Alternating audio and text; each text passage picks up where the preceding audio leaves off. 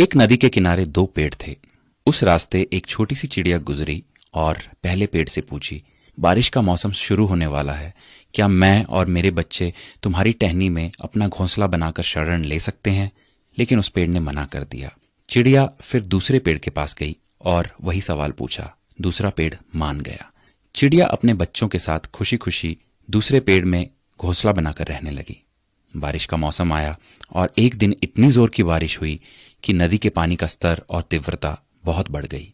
इसी दौरान पहला पेड़ जड़ से उखड़कर पानी में बह गया।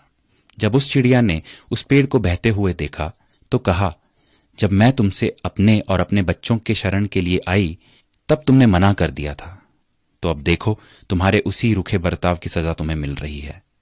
जिसका उत्तर पेड़ ने मुस्कुराते हुए दिया, मैं जानता था कि मेरी जड़ें काफी कमजोर हैं और इस वर्ष की बारिश में मैं टिक नहीं पाऊंगा।